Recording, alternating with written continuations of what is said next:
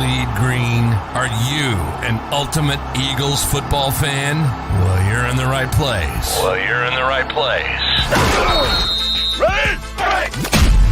This is Birds 365, hosted by the new Mac and Mac, Jody McDonald and John McMullen. Here we go! Who collectively have covered and talked about more than 50 plus years of Eagles football. Kick off your day with Birds 365. You'll get debate. We love to argue. You'll get the real story from inside the locker room. And you'll hear from some of the great football minds from around the region. You're about to become an Eagles insider. Get in the game. Join Jody Mack and Johnny Mack and join the football community that flocks to Birds 365. Birds 365 starts right now. Welcome to the NFL. Let's go! Let's go! Go!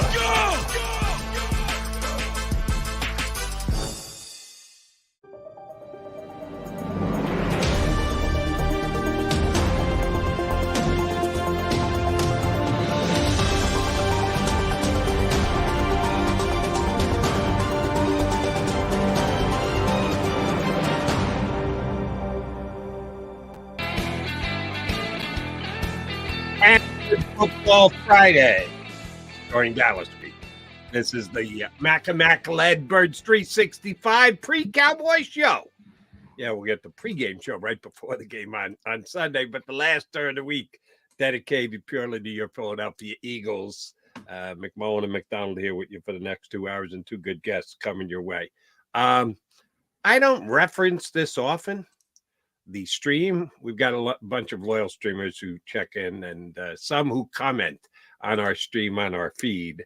And we've gotten 4 to jump in early today. Some jump in before we start. We started pretty damn close to on time today.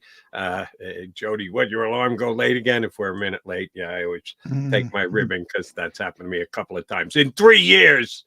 Here are today's streams. Good morning, guys. Good morning, Bird Gang. Good morning. Morning, Mac and Mac. Morning, Birds fans. Those aren't bad. Those aren't pleasantries, Johnny Mac. How about that? We don't always get pleasantries on our stream here. No, that's nice. It's the holiday season. Maybe everybody. That's what you think it is. You think it's maybe everybody's taking a positive approach. I don't think it's been like that this week. I've been stunned at the angst and anger from the Eagles fan base. Coming off look, it was a bad game, but I mean, this team has built some equity, put some good stuff in the bank. You would think they'd get a little bit of a benefit of the doubt, but I haven't seen much of that. I think timeline has a lot to do with it. After the game, yeah, you're going to be mad. Yeah, you're going to be disappointed. Yeah, you might be flat out ticked off with the lack of effort. And the thing that got me most, and I can't deny what the fans said, that the Eagles could not match the intensity of the 49ers. And the 49ers were certainly more intense. I'm not here to tell you, what do you mean? The Eagles played just as well. No, they didn't. But I think it was a talent thing more than it was an intensity thing. People didn't give the 49ers enough credit coming into that game. And there was a little bit, certainly more desperation on the 49ers part because they're 2 games back coming into the game. Yeah. The Eagles had a 2-game lead. So desperation, I thought, would have been a better word to describe it than intensity. But I think just as a general fan base, Eagle Nation, I think they undersold the 49ers coming in. I'm with you here, Johnny Mac. I'm ready to turn back the clock. We've got to put the 49ers to bed. May get another shot at the 49ers somewhere down the road, and it'll be an important game, more important game than week 13 of the NFL regular season. Question is, will it be at the link again? Are they going to have to go out to the West Coast to beat the 49ers? But we don't need to worry about that. The Eagles just have to take care of their own business this week, and they're going to take it against the Dallas Cowboys. And yeah, here's one thing I would implore all the Eagle fans to do. When you're trying to figure out how good a chance the Eagles have to win this game, don't just concentrate on what they did last Sunday against the 49ers. They've had an entire season. You just said it, John. They put some goodwill in the bank. They were 10-1 coming into that game. They were a weird 10-1 into the fact that there were games that they didn't play great but found a way to win, which I think is more of a good thing than a bad. But now they're 10-2. Don't just look at 0-1 in the last 6 days. They're 10-2 for the season. They have played Dallas already in a weird game again. I was just going through it again, John. It's now a month ago. That last drive that the Cowboys had is so crazy. It was crazy. You can't even put that in a perspective. How do you let them get 60 yards in 2 plays with 2 penalties and let them get into a position? They're at the 14-yard line with 40-something seconds to go and no timeouts. And they get to the 6. And then they back up and they're on the 31. It was holy mackerel. It's just the weirdest thing. If you want to go back, if you got a copy of the tape, go back and watch it. If you want to just check it out, go back and check the play-by-play. It just is borderline inexplicable the way that game ended. But it ended with the Eagles winning, right? Yeah, it did. And, you know, it's funny how quickly you forget, because I think the issue in that game was taking the foot off the pedal. The Eagles had that game in control entering the fourth quarter, and they got very, very conservative, and they let Dallas come back into it and almost win it. And I think that, you know, if you converse that with this week and the run the ball narrative and all that kind of stuff, you said, well, they tried to do it then and they didn't do it, and they let Dallas back in the game. So it's always, you know, it's always a very micro viewpoint instead of a macro, and it gets worse after a loss, obviously, and especially when you don't run the ball effectively. But there's an example of, you know, we can go back to our tapes on the JAKIB Sports YouTube page, and I bet you we were saying, well, they stopped throwing the ball a little bit too early in that one, letting Dallas get back in the game. So it's funny how that stuff kind of works. But no, you go back and check the tapes. I guarantee I didn't say that, because I agreed with what Sirianni did. The bigger take would have been if he continued to throw and had 3 and outs with taking no time off the clock. Then it would have been, what the hell was Sirianni thinking? We've got the lead. How do you not run the ball? No, I'll say what Jason Kelsey said this week and John McMullen just said 30 seconds ago. You need to run the ball effectively. It wasn't choice to run the ball. It was the choice to run the ball and not block it up well enough. Everybody forgets that last downs. Everybody forgets that last word. Yes, they do. Effectively, not run the ball, because they were sort of banging their head against the wall against San Francisco. But yeah, that Dallas game, Dallas got the ball back maybe with the last possession, 50 seconds, 42. Like that. 42 seconds, and no time. And they were backed out, at their 14-yard line. Yeah, and the drive prior, I know it was Swift, fumble, and they got it back. Luckily, that was the fumble game, and I believe Tyler Steen's Tyler Steen, exactly. So they got like 2 yard, 1 yard, and this is like with a minute and a half left. They get 2 yards, 1 yard. Negative play, and they got to punt the football, and they do everything right. They pin him back, but yeah, I mean, if you go for the jugular there, the game's over. So it's always a give and take. Always a give and take. Yeah, I think you can go for the jugular and believe you can run the ball 3 times and get 10 yards. They didn't, because they didn't run it effectively enough. They didn't block it up well enough. The Cowboys are a good enough defense that if they're 90% sure you're going to run the football, that they can be able to not give up a large enough gain for you to get a first down. They know a first down and the game's over. So they're certainly playing aggressively to try and stop the run, and the Eagles didn't run it well enough. But they ended up winning the game. And that, to me, is a bigger focus point than the San Francisco game going into this game. You played this team. You had this team. You almost lost this game, but you didn't. You held on and won the game. That is something that the Eagles can hang their hat on and build on. That's the upside. Here's the downside. Johnny Mac, the Dallas Cowboys have played 6 home games so far this year. You want to guess how many points they're averaging in those 6 home It's games? like 40-ish. It's in that range. 41. Yeah. They're averaging 41 points a game. Yeah. Not they had a 41-point game. They're averaging 41 points a game. They have been phenomenal offensively in their own stadium. And there's no reason to think that their offense is going to drop off drastically unless the Eagles come with a big defensive effort. And I think that's possible. Maybe this is wishful thinking on my part, but the only previous loss this season for the Philadelphia Eagles was when they got beat by the Jets in kind of a weird, funky game, which I saw with my own 2 eyes. I still can't quite figure out how the Jets won that game. Jalen Hurts threw a really bad pick late in that game. But they followed that up the next week. See if you agree with me on this one.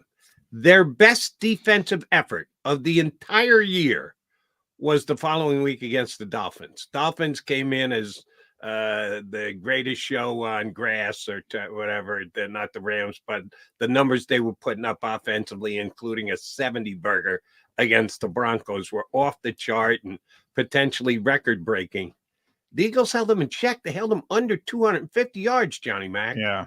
That, for me, was their Certainly, best defensive effort of the year. Certainly from a opponent standpoint, a talented – I think overall Tampa Bay was their best defensive game. They were stifled, but that's not nearly as good an offense as Miami.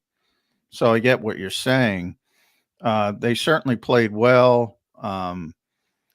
And those days seem long gone for whatever reason. But I do think, again, people don't – you mentioned not giving enough credit to the 49ers. I thought there was one way they could win that game. And I thought it was a style matchup that favored them. And that's why I picked them. And that was the Eagles' defensive front against the 49ers' offensive line. And they didn't take advantage of it. And once you don't take advantage of it to the point where you – and by the way, you don't – they at best played them to a stalemate. At worst, played them to a stalemate. But they needed to be significantly better and affect the game. And once they couldn't, then you got the playmakers against the back end of the Eagles. And that's not going to work. And even though you talked about, and rightfully so, the Cowboys and the 40 points a game at home, they're a different type of offense. They're not going to beat you with, Tony Pollard's a good player. You're not Christian McCaffrey. CeeDee Lamb's a great receiver. I was talking to Eli Ricks about this yesterday, but he's a different type of receiver than Deebo Samuel. He's a better receiver than Deebo Samuel, but he's not taking the ball on a bubble screen and going 50. Right.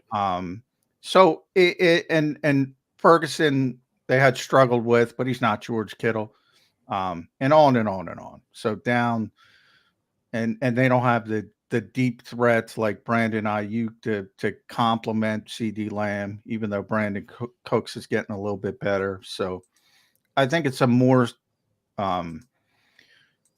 sustainable game for the Eagles back seven.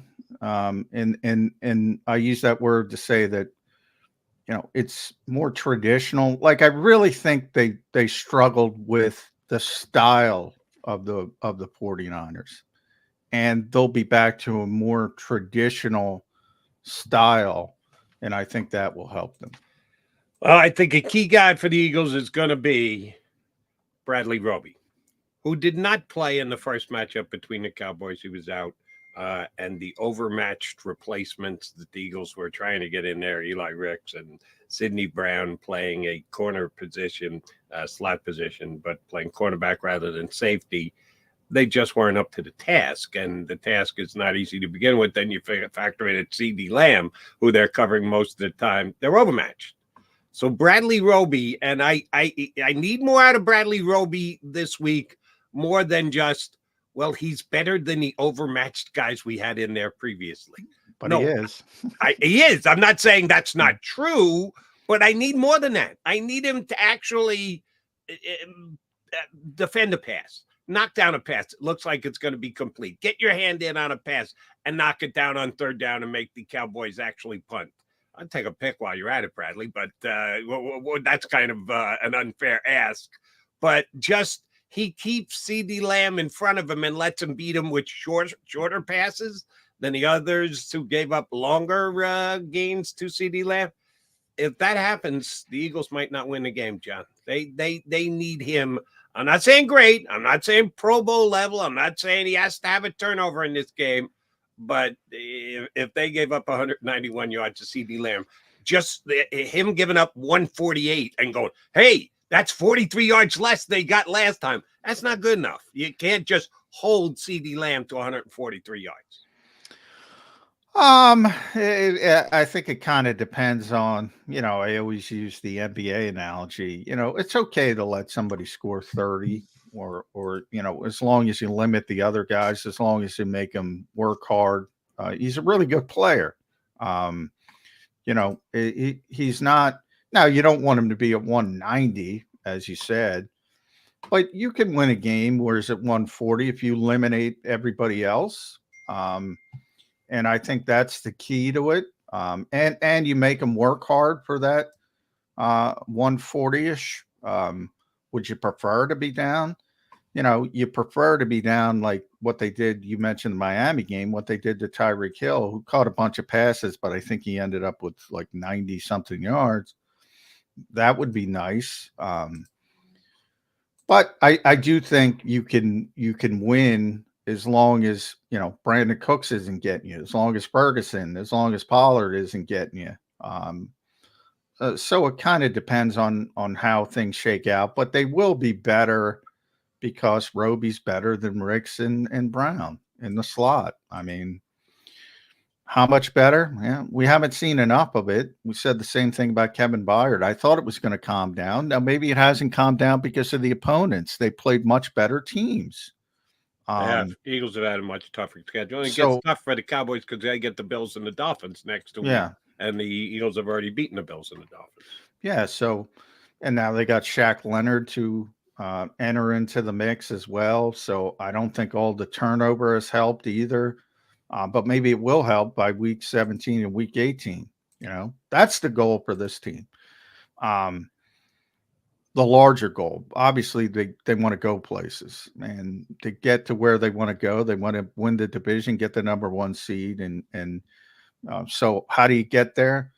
I think you got to win one of these 2 games, and it doesn't have to be this one, but you got to win one of these 2 road games at Dallas, at Seattle, and then you got to handle your business against the 2 really bad teams, but 3 games. And they should be able to do that. And I do think people are looking at San Francisco, and San Francisco is the best team in the NFL right now. There's no question about it. It's hard to win every single game in this league. And I got this game circled with Seattle. Seattle's playing well. It's in San Francisco. Did you watch Seattle and Dallas last week? Yeah, Seattle scored a hell of a lot of points against Dallas. I did not expect that. I did not expect that. They also gave up a hell of a lot of points. Well, that's true as well. But they're a good team. They're not a great team. I'm saying they got to bring their A game. Everything's got to work out. Everything's got to be perfect. But if they bring their A game, I do think it's a little bit of a letdown because the 49ers were fired up to come in here. I think even though it's a division game, I'm just saying, circle that game. I think it's going to be closer than people think. The game I would circle would be the Ravens game. They got Baltimore coming. Well, and that's what I'm saying. Their schedule's not. That's where San Francisco could. I think a lot of people say, well, they're just going to win every game. It's hard to do that. I mean, it's just hard to do that. As good as they're playing, they're going to have a bad game in there. They might bring their C game, and they might be good enough to still win it. And that might be this week. But we'll see. Yeah. I wouldn't just say a fait accompli they're not going to lose again. Because guess what? If they're not going to lose again, you're not going to beat them. So, or the Eagles can run the table, and then they do beat them, at least for home field advantage. When they play again on the field, we got to figure that one out. I did look this up my predictions, but I don't think the Eagles are going to run the table as a foreshadowing. Okay. CeeDee Lamb average yards per game for the season, and that includes the 191 that the Eagles let him get, which kind of lifted the high tide raises all boats. 98 yards a game. 140, not good enough, Bradley Roby. If you're here specifically to upgrade the Eagles at the slot cornerback position, you can't give up $140 to CeeDee Lamb. If they do, they're going to lose again. Well, I would say I got to look at those numbers. What are they score 40 points a game? What are they home versus road? You got to look at teams and by the way, probably his road is better than his home because he's got a 191 spot on the road in Philadelphia. It's possible, but there's other games on the road. You also got to look at. But guess what? That was unfortunately for the Eagles. That was probably because of circumstance the easiest game of the year for CeeDee Lamb because Eli Ricks and Cindy Brown were playing the slot. All right, so you're saying Roby's up to the task. I hope he is. You're making. I'm not saying like he's up to the task. I'm saying he's a hell of a lot better than what they rolled out last time. Is what I'm saying. All right, and I think he's got to be even more so. Just better than Eli Ricks is not going to get it done, Mr. Roby. All right, quickie timeout. Then we get our Friday guy, Paul Domowitch, Mr. Stat Pack from JAKIBSports.com, contributed 33rd team. Domo next here on Birds 365. Go to get your game on. Go for the beers. Go for the cheers. Go for the hit and the hits. Go for the stakes and the stakes. Go to get your parlay on. Go to get your party on. Go for the scene. Go for the screens. Go for the gallery. Go for the win. Go to Ocean. Visit theoceanac.com to plan your visit. At Pond Lehocky, we've recovered billions of dollars for our clients, and we're confident we can do the same for you. With over 250 years of combined courtroom experience, we've helped over 100,000 injured clients obtain some of the largest settlements in Pennsylvania. One conversation is all it takes to help you and your family get back on track. If you've been injured in an accident, give Pond Lehocky a call. They're carving them up and good play calling along the way. First and goal at the 6.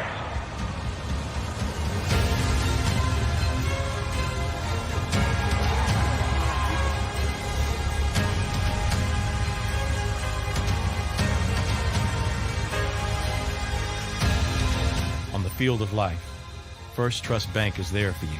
Champions on 3. 1, 2, 3. Because Philadelphia dreams deserve a Philadelphia bank.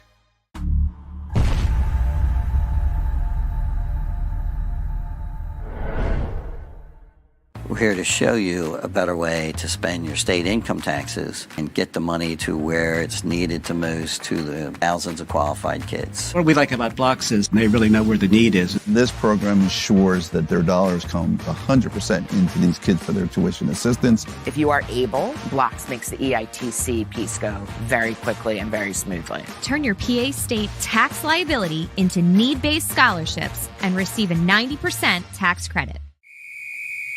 Underdog Fantasy has a way for you to play alongside your favorite football team all season long with their fantasy pick'em game.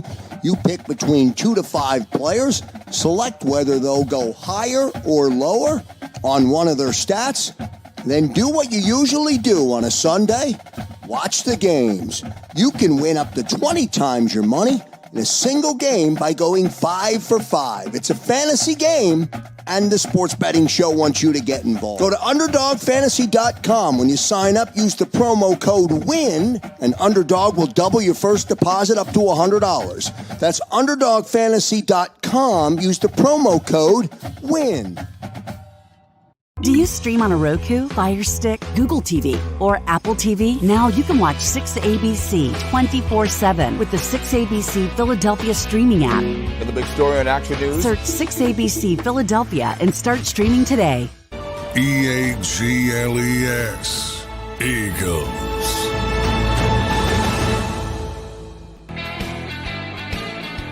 If you don't check him out on JAKIBSports.com for his Friday column about what the numbers say going into the individual Eagle game, you're missing out.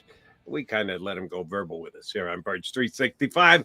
Paul Domowitch, not coming from home. This is not the, we the got work area. hotel, Pete Domo. That's nice. You got a nice room there, by the way. A little cramped. Impressed. Yeah, my daughter is getting married this week. Yes. Very nice. Congratulations. Thank you. Where are you, by the way? In Philly. Okay. All right. Don't trip going down the aisle. That's this is the biggest walk you're ever going to take, Domo. So try and keep your feet about you. I will try not to. I didn't with my other daughter when she got married 3 years ago. So I'll try. You've got them both out of the house. Very good, Daddy. And when you're giving the beautiful bride away, try not to extend things. That's one thing I'm going to say about.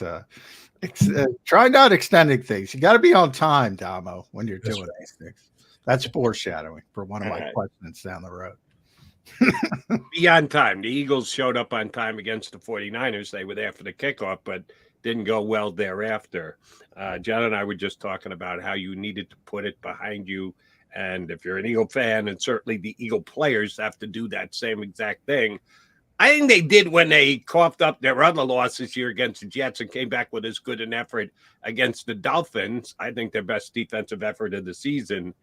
If I lean on that, is that a fair way to be optimistic about this? Am I looking at it through Eagle-colored glasses, or is that actually something you can put some juice behind and go, yeah, they bounced back from it. We got one example. They bounced back from a loss. They're going to do the same thing against the 49ers here. I got a leg to stand on. I don't think they'll have trouble putting that one behind them. I mean, a loss like that, you just purge it from your memory a lot easier than a 1 or 2 point loss where we're hinged on 1 or 2 plays and you thought you could have won. Those are the kind of games that hang with you. So I don't think that's going to be their problem on Sunday. They got some other problems, but getting over the San Francisco game won't be one of them. All right, we're going to get into some of those problems. The running game, we're going to get into third down stuff. But I what I was alluding to with my bad joke there was Jalen Hurts and his getting the football out on time versus extending the play. And I asked Nick about this. It's really difficult. I mean, how do you he makes so many plays when he extends the play, and he helps you so much in that category versus, boy, this could have came out and been a 10-yard completion or whatever. So I was checking out PFF, Damo, and the numbers are in 2021, Jalen was his first year as a starter, the slowest in the NFL, 3.19 seconds to get the football out. And we talk about that improvement from 21 to 2022. He's never going to be at the top of the league. Guys who are mobile are always going to hold on to the ball longer, but he was the 14th slowest. So he was middle of the pack, and that improvement was huge. Now this year he's he's the second slowest, but he's actually regressed. He's getting it out in 3.23 seconds, less than he was as a first-year starter. Do you think that's a problem? Well, yeah, but for different reasons. 2021, I think the problem was more Jalen getting used to the NFL and getting a feel for what he's seeing before he was letting the ball go. I think now this year it's a totally different problem. I think it's an over-reliance on the deep ball. He's got a great line in front of him that's given him tons of time. Yeah, he could have had 6 seconds last week. Yeah. You saw that Sunday. I mean, he could have pitched a tent back there. And he's got 2 of the best deep ball receivers in the league. I mean, that's why he's throwing so much to these guys. He's got a good completion percentage on the deep ball this year. But when it ain't there, if it ain't there right away, I mean, I'm watching the tape. Yeah, he's got Gainwell, he's got Swift, he's got people that he can dump the ball off to, but he won't. He just keeps he doesn't like to hanging. So he knows what he's looking at. He misses some players sometimes. I mean, and John, I think you mentioned a long time ago that he's not a guy that likes to throw to his running backs. He's thrown more to them this year than ever before because Brian Johnson has made it part of the game plan, part of the offense, but he just doesn't like to do it in last resort situations. I mean, I don't know why. It just doesn't seem like, it's almost like he thinks, yeah, this is too easy. I mean, I want Swift and Gainwell in space. So anyway, that's the way I put it. When the play breaks down and you're out of the pocket and you're creating on your own, you get three options. Number one is keep looking downfield for a guy who's not open. Check it down to a running back who might not make a big play, but at least you're going to advance the ball. Or take off and run. Yeah. I think the least optimum of those choices is continue to look downfield for a guy who wasn't open when you first looked at him. And that seems to be the one that Jalen tries to force more than anything else. But damn it, I'm going to get it to AJ or to Devontae, and that can cause issues like slipping down 15 yards behind the line of scrimmage. Yeah. All right, let me ask you about those running backs, Domo, because we debated this early in the week. Mm-hmm.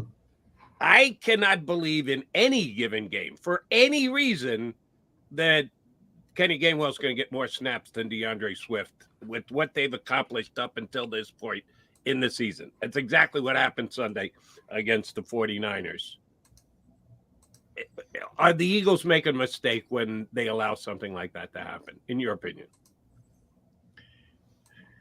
Well, yeah. You don't like Gainwell. I like Gainwell. I think part of the problem here is they overused him too much early on. Look at his carry numbers. I think now they're trying to kind of even things out a little bit, which is one reason they're not giving Swift a heavy load. Another is they're just not running the ball enough. But I mean, they should be giving it to Swift more. They should be giving it to the running backs, period, more. I mean, the last two games, I believe, the running backs in the first half of the last two games, in each game had 7 carries. I don't quite understand that. I'm sure Nick can come up with a logic for why they've done it. You can come up with it. We don't have to believe it.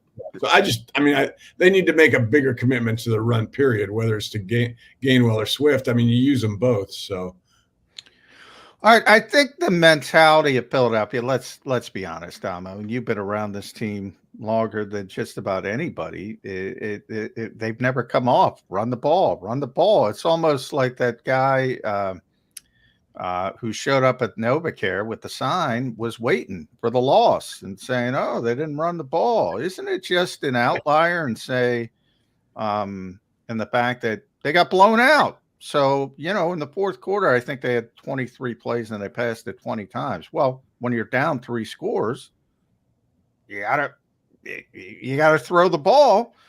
And the fact that if you run the ball effectively, if you put that word on the back, I agree with you. But they're still, I think, 5th in the league as far as rushing attempts. Contextually, they run the ball more than most teams. Contextually, they usually run it more effectively. Mm-hmm. If you see the 3 games prior, they actually were more run heavy than pass heavy because of the personality of the games. And they were trying to close things out for the most part. Not Kansas City, but so are people just overreacting to one bad game? Well, I don't have a problem as much with the rushing attempts, John, as I do with the fact that they're just not very good at it over the last what are my numbers? I guess the last 7 games. First 5 games of the season, they had the best rushing attack in the league. You couldn't stop them. Last 7, except for the Buffalo game, they just haven't been very good at it. It's hard to figure out why. You look at the numbers, you break them down, you see where they're not nearly as good, mostly on second down, which is not a good down to struggle at because it puts you in a lot of third and longs. You look at PFF's grades, their run blocking grades. Yeah, this line is good. This line is very good. Years, the starting 4 are as good as last year. Fans like to put it all on the loss of Juergens for 5 games, he was their 5th best run blocker. So, granted, Sua Opeta was awful, but still, you had 4 guys you could rely on there. You should have been able to run. Can I throw out a theory? And Jody's heard this, but Sure. I'll throw it out to you, but both of you answer. The running backs aren't that good. You mentioned the PFF grades. I was shocked. Shocked, to be honest. Kenny's down low, but I was shocked how low DeAndre Swift was. They have, let's see, they have 50 something graded. He's 47th. And I said to myself, well, he's got a really bad pass protection grade. So let's take that out of the equation. Maybe that's sinking him down to the bottom of the rankings. So I looked at just running grade. He's 45th. He's 45th. Are we just overrating the Eagles' run? Because they have the best run blocking group, as you mentioned, in the NFL. If you look at Domo, and I'm sure you saw it, that 36-yard run Swift had against Buffalo, right? That was the Buffalo game. Right. That was the most perfectly blocked play I may have ever seen in my life. It was a pin and pull from Kelsey and Dickerson, which was perfect. You had the seal from Jordan Mailata. But what was really impressive, the backside. Cam Jurgens got to the second level. Jack Driscoll, who was in for Lane at that time, got a perfect seal block. Jack Stoll, farther out, perfect. And it went for 36 yards. And, when that happens, but how often are you going to be that perfect? And I think the running backs aren't that good. I mean, they're not Christian McCaffrey, but well, nobody is, but yeah. I mean, they're good. Their strengths, probably both of them, Gainwell and Swift, are as receiver or pass catching backs. Yeah. But when I watch Swift, I don't see a guy that I feel is not that good. I don't know that he's the most prolific back in the league. But when there's a hole, he generally takes advantage of it. He seems to have pretty good vision, knows how to bounce out to the outside when something's not there. So I'm not sure that they're not that good. I mean, they should be doing, no matter how low you rank them, and I would not rank them as low as PFF does. They should be averaging more yards per carry than they are. I think Swift is fine. I think he's above average. I think 4.7 is top 10 in the league. Yeah. Does he have good blocking in front? Yes. Jack Stoll, one play you described, great. I think that's one of the reasons why the running has been down the last couple of weeks. I think they missed Dallas Goedert. I think we overrate Jack Stoll as a run blocker because we know he can't catch. So why is he playing? Oh, he must be a great blocker. He's a good blocker. Dallas Goedert's a much better blocker, and the Eagles should run the football better with Dallas back this week. Well, they've used a lot more 4 wide receiver and no tight end, or now they've used Stoll. It's usually been one tight end and no running backs a lot of times. So you're right. I mean, Goddard's been a part of the having him missing has been a part of the problem. Yet, there have been games when he's been gone where they've run the ball well. It's just that it's kind of like you look at it and it's the first 5 games, last 7, and something's happened in these last 7. And I still think, by the way, as we talk about this, I still think the number one reason is Jalen. I still think when Jalen is right and that +1 effect he brings to the running game, I think that's what makes the whole thing go. And that's been there at times since they come back from the bye. At other times it hasn't been there. I still think that's the most important part of it. But we'll move on to third downs because that's even worse. As you stated, nightmare on third down street. I mean, this is historically bad. They're dead last in the league. It's kind of amazing that they have the best record in the league and they're the worst team in the NFL on the most important down in football. Maybe it's a little less important because so many people go for it on fourth down, but still, to be last in third down efficacy on defense and be 10-2, I can't explain that. I mean, yeah, it's something has got to give, and maybe it's just the opponents because San Francisco's really good, Buffalo's really good offensively, Kansas City's got Patrick Mahomes, and it's gotten worse over that span, obviously, and it should, but it shouldn't be this bad, should it, Domo? You wouldn't think so. You would think, I think the belief was that they could get enough, just like last year, they could get enough pressure up front that it would make everything else better, at least on, if they could put teams in third and long, they'd be okay because nobody can convert 3rd and 9s and 3rd and 10s. Well, guess what? A lot of teams can convert 3rd and 9s and 3rd and 10s against the Eagles, and they are this year. Yeah. So, that's been a big problem. The pressure, the pressure numbers are, again, they're good, but they look fine, but they're not getting there. And teams are, I think one thing, and I haven't seen any analytics to show this, but quarterbacks seem to be extending plays more on them this year, getting out of the pocket. Dak did that. Josh Allen did that. If you can get outside and buy some more time, it doesn't matter how much pressure they're getting on you. So, I think that's contributed to it. They're just, the front end pressure. But that middle of the field should not be that wide open. Last week, the tackling was as bad as it's been all year, which is, but it hasn't been that bad. Yeah, created a big feud with Slay and our own Seth Joyner. Big feud.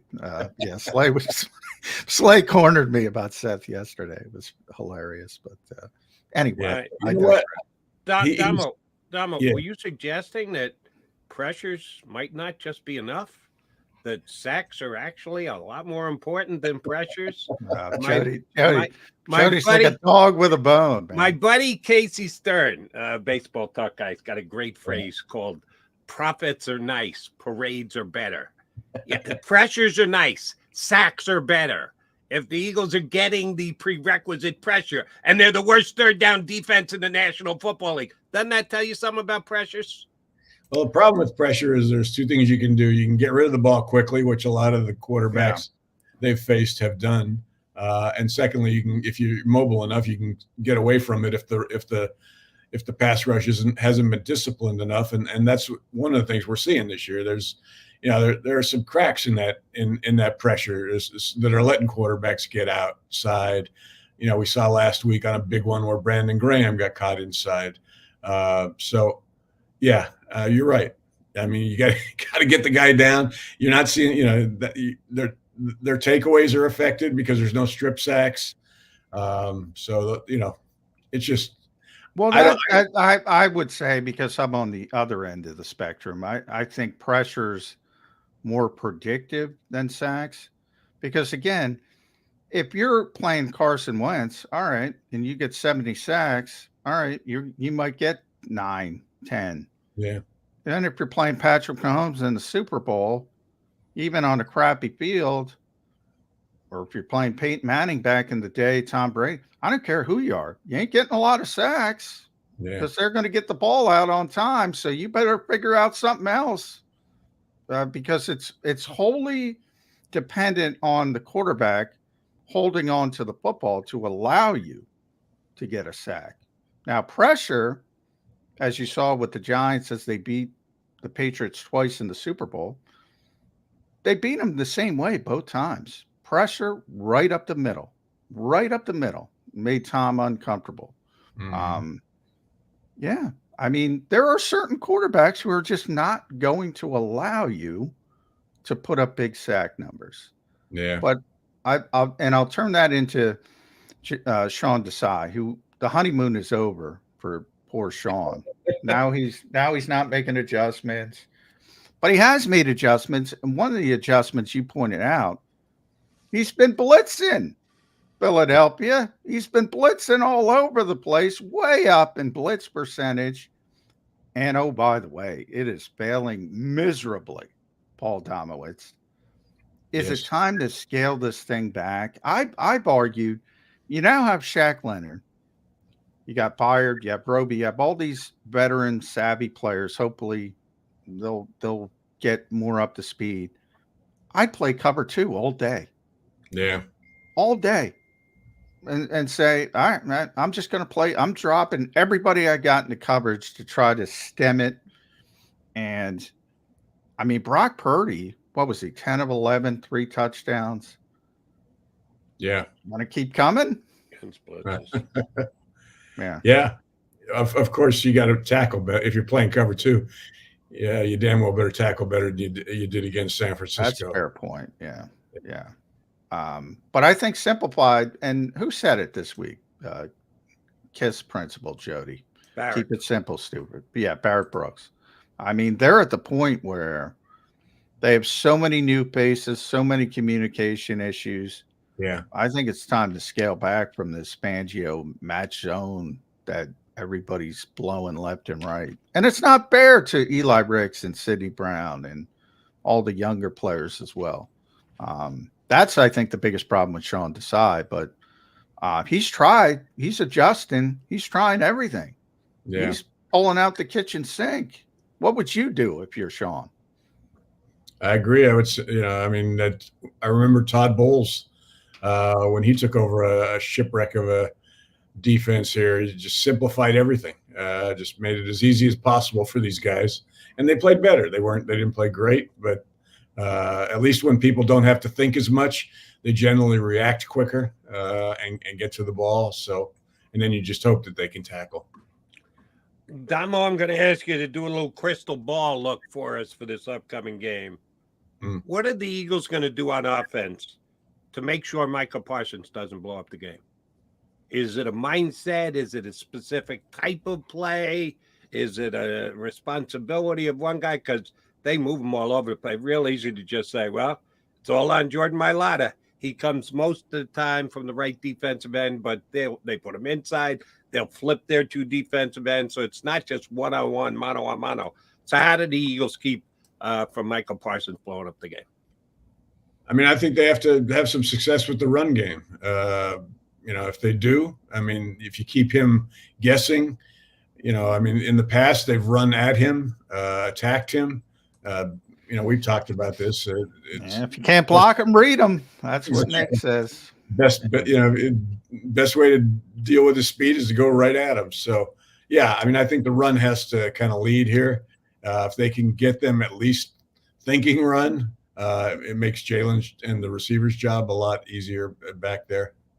Yeah, you got to put them in conflict. The RPO game has got to return. We'll see if Jalen Hurts is healthy enough to put it together in a real big fashion. They average 40 points a game at home. They've won 14 straight at home. Talking about the Dallas Cowboys, obviously they have won 5 straight, I believe, over the Eagles. Is this just one of those weeks, Damo, where it's, at the beginning of the season, I said, well, they're going to split with the Cowboys. They beat them here. They're probably going to lose to them there. It's that simple. It is. And yet, I look at this Dallas team and I'm just not real impressed. The numbers are breathtaking. All the 40-point games, but they have yet to beat a team that's currently has a winning record. They all their offensive explosions have been against teams with 4 wins or less. There's every reason to believe this is kind of a false 9-3 record with them.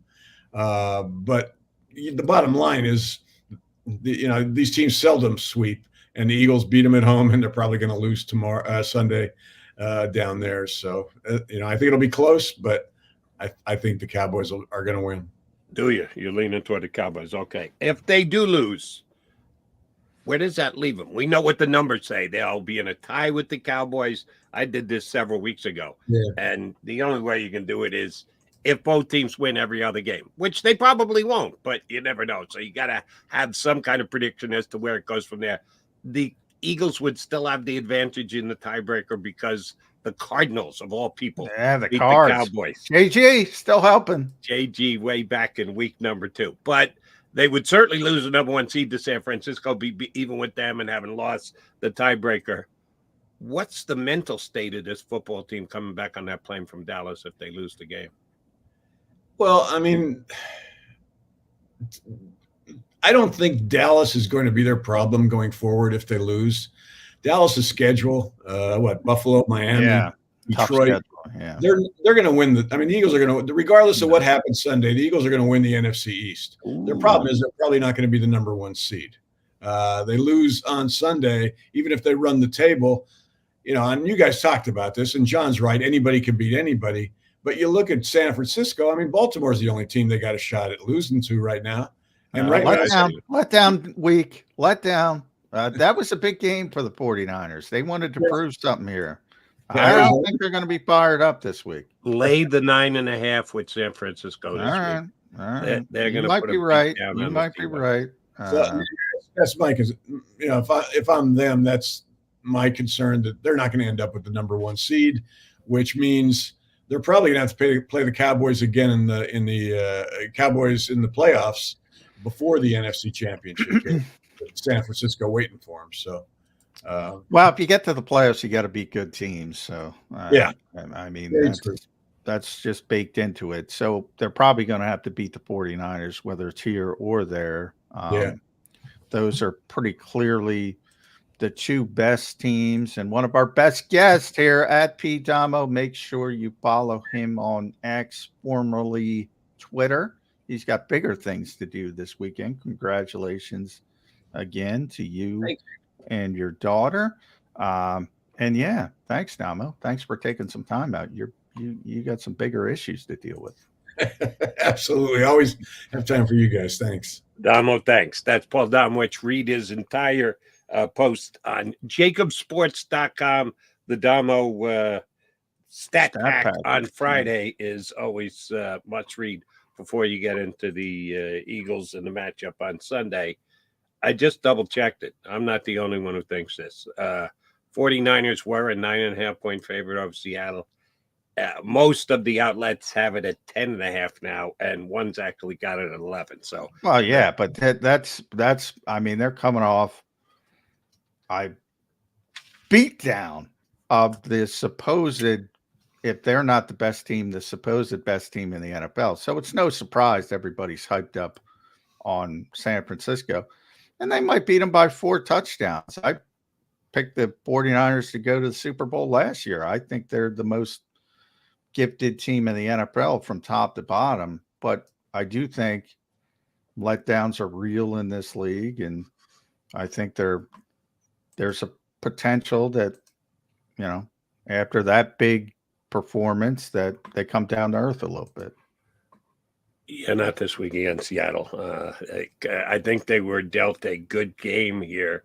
If they were playing Arizona and they were a 13-point favorite rather than a 10.5-point favorite, like a bad team, then I think there'd be a chance for a letdown. The fact that Seattle is the second best team in their division, and there's a decent rivalry between the 2 teams, I don't think the letdown kicks in. Well, I would think they would just out-talent a bad team. Eventually, even if they play poorly, they're going to out-talent a bad team. Seattle, if they play poorly and Seattle plays well, there's a window. Then how did the Arizona Cardinals beat the Dallas Cowboys back in week 2? They shouldn't have. More out-talented. You know why? They should have just out-talented the Arizona Cardinals, and they didn't. And by the way, I gave JG credit. You know who else you should give credit, who had a hell of a game that particular day? Kaiser White, also helping the Eagles, was tremendous in that Cowboys game. So some former Eagles. That's a bad loss, but that's a perfect example. I mean, this is the NFL. It's not college. I talk about it all the time. In college, you got, the big college teams, your Georgias, your Alabamas, your Ohio States, your Michigans, blah, blah, blah. They got 3 games all year. They got to win, basically, give or take, maybe a little bit more in the SEC. By 3 games, I mean 3 games they could potentially lose. Everything else is a glorified scrimmage. They're going to win the game. It's just a matter of how many style points are they going to get? That's not the case in the NFL. It's not. I watched every snap of that Seattle-Dallas Thursday nighter last week. And my takeaway, more so than, the Seattle Seahawks almost beat them. Yeah, they did. Because the Dallas deep, Geno Smith, you talk about throwing ducks.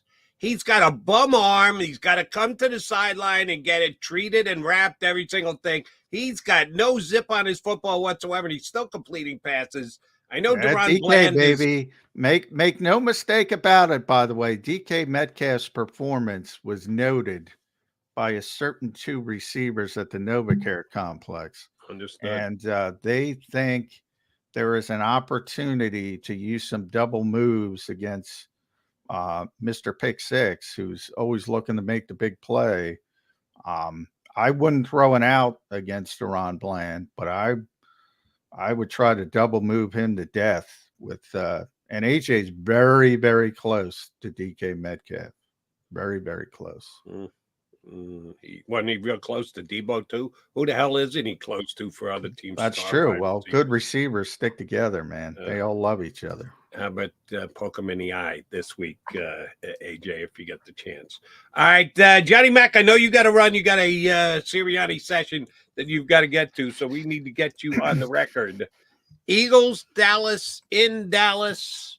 You just said with Damo a couple of minutes ago, they usually split. They almost always split. They split. Yeah. You taking a split? You think the Cowboys are going to win this I'm week? sorry, Eagles fans. I took a split at the beginning of the season. I don't see any reason to not take it now. It's always a bad spot. They were in a bad spot last year. They went to Dallas. It was like Christmas Eve, I think, last year. And it was a really bad spot. Third road games, I believe. Not quite as bad, but still a little bit of a bad spot after this sort of ringer they've been through. The Cowboys they've won 14 in a row at home. They've beaten the Eagles 5 times in a row at AT&T Stadium. They're going to win the game. 33-28. There's going to be so you got really high scoring. Yeah, there's going to be some points scored. Oh yeah. On both sides, but I got high scoring, but not quite as high scoring as you. That's plenty. 50 something is the under over, and you're up into the 60s. All right, 33-28 Dallas. Johnny Mac, thanks for the pick. Thanks for the hour. No, you got to roll. I'll see you right back here on Monday on Birds 365. All right, thank you, Jody, and thank you, Bill. I see you in the green room. Bill Colarulo is going to fill in for John in hour number 2. Come back, join with Billy C. And yes, we've got a Cowboy guest. We do this every single time. If we got a guy that we know who's a good guest in the town of the team the Eagles are playing, we punch him up. We've got John Machota, our pal from The Athletic, who covers the Cowboys. He can join us about 20 minutes. Bill Colarulo in for Johnny Mac next here on Birds 365.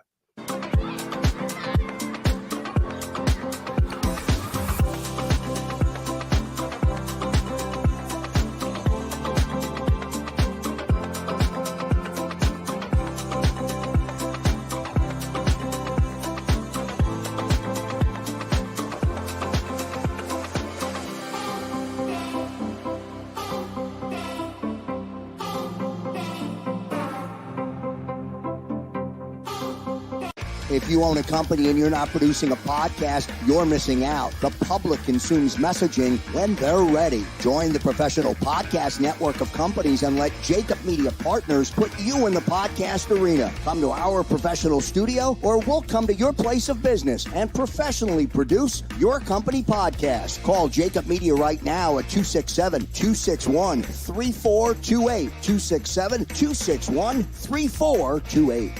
My name is Dr. Bruce Grossinger, and I'm the medical director of Philadelphia PRP and Stem Cell Institute. I'm reaching out to those who suffer from spine and joint pain. We use treatment methods that require no surgery, no scalpel, no drugs. Running, walking, or whatever your desires are, Dr. Grossinger is where you need to come. You can benefit from the same PRP and stem cell treatment as Wilbert Montgomery. Call us now at 610-222-5675.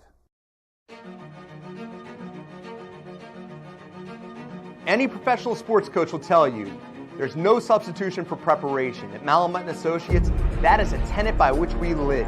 We prepare from day one for victory. Anything less is not acceptable. Underdog Fantasy has a way for you to play alongside your favorite football team all season long with their fantasy pick'em game. You pick between 2 to 5 players, select whether they'll go higher or lower on one of their stats, then do what you usually do on a Sunday, watch the games. You can win up to 20 times your money in a single game by going 5 for 5. It's a fantasy game, and the Sports Betting Show wants you to get involved. Go to UnderdogFantasy.com. When you sign up, use the promo code WIN, and Underdog will double your first deposit up to $100. That's UnderdogFantasy.com. Use the promo code WIN.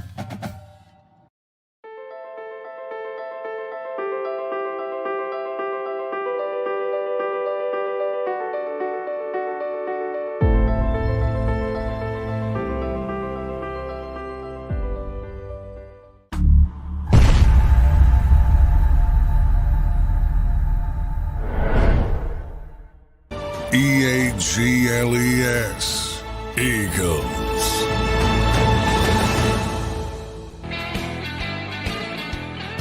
Yes, we are EAGLES, Eagles, every day here on Birds 365. That's why we call it Birds 365. You could have figured that out by the name of the show, but I guess I just confirmed it for you. Yeah, we're talking all Eagles today because in case you're just tuning in, they got a big game coming up on Sunday against this team called the Dallas Cowboys, which we know quite well in this town. Here to chop it up with me for the next hour in for Johnny Mack is Bill Colarulo. John Machota from The Athletic going to join us in less than 20 minutes from now. All right. After the 49er game had ended, after the Eagles had taken the beatdown they had taken, after all the post-game stuff here on JAKIB and Darius Slay not liking the fact that Seth Joyner pointed out that the Eagles didn't tackle real well against the 49ers. What was Seth saying that wasn't accurate? 24 hours later, after you get the beatdown out of your system, give us the reason that Bill Colarulo is optimistic about the Eagles' chances this week going into Dallas, because you're usually a pretty optimistic guy, Billy C. I am usually optimistic, and it's good to be here, Jody. I love spending some Friday with you on a football Friday. But look, it's hard to be optimistic because it wasn't just one game, and that's kind of what I was saying on my show, is this isn't just an overreaction to one game. You look at that defense, and it's been a problem for the last 5 or 6 games. So it's tough to be overly optimistic, especially tough spot, road game, Dallas. But if I'm looking for a silver lining here, we've seen Jalen Hurts and Nick Sirianni usually able to bounce back from adversity. You and I talked about that before when I was on Bird 365 a few weeks ago. But they've never had a bounce back from this much adversity, in my opinion. We've never seen them get beat the way they just got beat on Sunday against the San Francisco 49ers. So where I find my optimism is we're going to learn a lot about this team. We thought this team had Super Bowl aspirations. I still think they do. You're going to find out a lot about them on Sunday night, because how do they respond to that ass whooping they just took from the 49ers? And there's no denying they got beat on both sides of the ball, both lines of scrimmage, every single level. They were beaten by that Niners team. And I know it was a tough spot. We can make all the excuses. Niners had more rest. Doesn't matter. So I think now at least we will know where we stand with this football team, because there's been a lot of debate. They haven't blown anybody out. They're not playing well, but they keep winning. Well, I think we'll learn a lot about who do we have as a football team in Philadelphia when the clock strikes 0 Sunday night. You mentioned the last 5 or 6 weeks. I'd certainly draw the line at 5, because 6 weeks ago they played what I thought was their best defensive game of the year. Miami came in as the number 1 offense in all of football. They held them to 17 points and under 250 yards. So defensive effort that day was certainly fine. So if you there was a buy in there. There was a buy in there. That's why I say 6 weeks. Okay, It was 5 five, or 6. All right, five I got games. you. Yeah, all 5 games. I got you. 5 games, 6 weeks. Well, if before that they were okay, then of course the one kind of inexplicable loss to the Jets, but they were 5-0, lost to the Jets, beat Miami, best defensive effort. Thereafter, major defensive problems, as you just pointed out. Who are we pointing the finger at? Who is there an individual? Is there a group that you go, yeah, this guy's just either gone backwards or was playing over his head or overrated? If the defensive drop-off has been that precipitous, who's that on? I know that as fans and analysts, we always love to point the finger at the coaches. They got to do this. They got to blitz more. They got to change things up. They got to have adjustments at halftime. I put a majority of this on the personnel in that back seven. I think if you look at that 49ers game, Sean Desai tried everything. They came out in 5-man fronts, 4-man fronts. They tried nickel. They tried dime. They tried to blitz. When they blitzed, it doesn't work. Purdy's stats against the blitz were unbelievable in that football game. Yep. So I look at the back seven. We know how good the defensive line is for this Eagles team. I wish the edge rushers were a little bit deeper. You and I have talked about that before. These guys, Sweat and Reddick, are playing a lot of snaps, but they still have a very good defensive line.